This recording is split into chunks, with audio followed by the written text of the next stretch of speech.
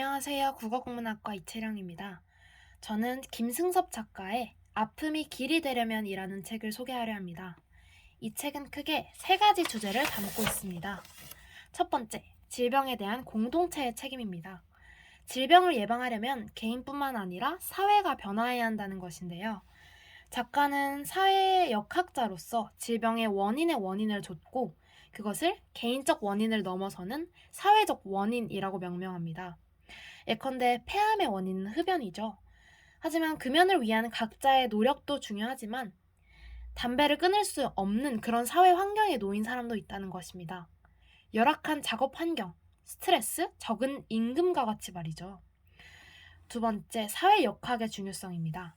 사회 역학이란 질병의 사회적 원인을 찾고 부조리한 사회 구조를 바꿔서 사람들이 더 건강하게 살 수 있는 길을 찾는 학문입니다.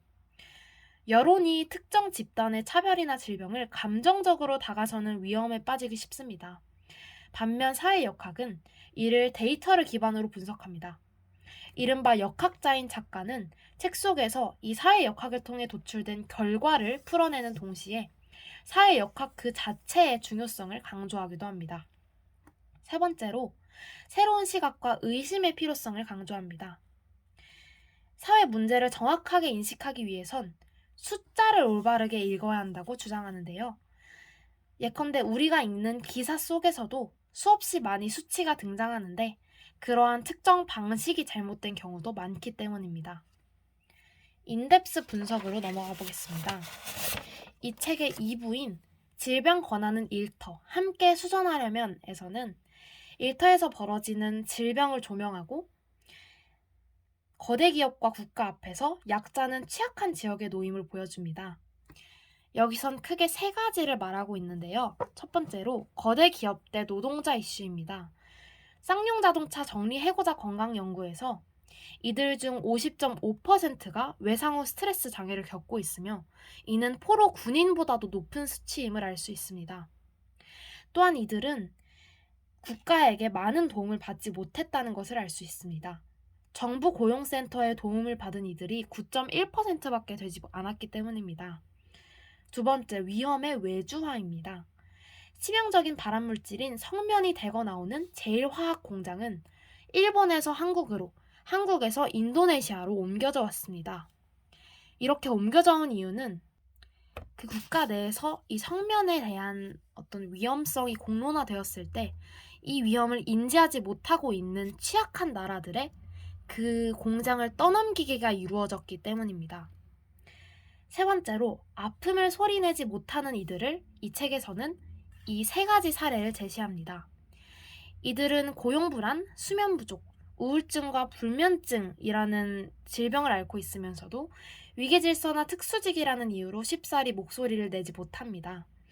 이처럼 챕터 2에서는 현존하는 위험과 발생 예정인 위험 부담들을 약자에게 떠넘기는 그런 사회 구조를 비판합니다.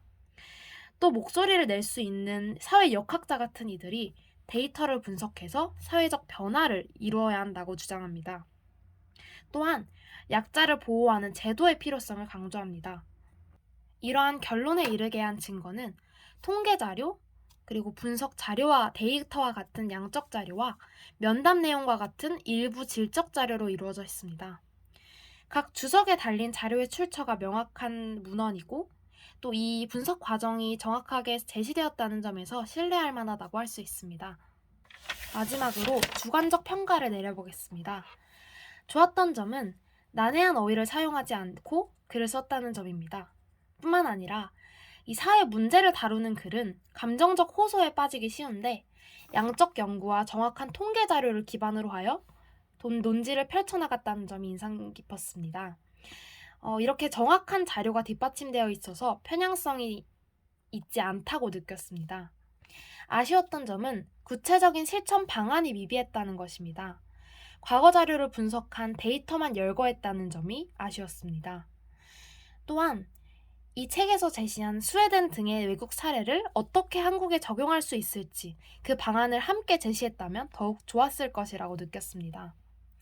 새롭게 알게 된 점은 제가 그동안 뉴스의 헤드라인만 흘낏 살펴보고는 사회에 관심을 가지며 살고 있다고 착각했던 건 아닌지 반성하게 되었고, 또 이 사회가 그동안 얼마나 많이 상처받아 왔는지 정확한 데이터를 통해 알 수 있었습니다. 저는 무관심으로써 그 상처에 동조한 것임을 느꼈습니다. 그래서 앞으로는 다양한 삶의 방식을 사는 사람들이 다양성을 존중받아야 된다는 것에서 나아가 그 환경에 적극적으로 관심을 가지며 살아가야겠다고 다짐했습니다. 이를 통해 진정한 의미의 다양한 사회를 이룩할 수 있다고 생각했습니다. 이상으로 책 소개를 마치겠습니다. 고맙습니다.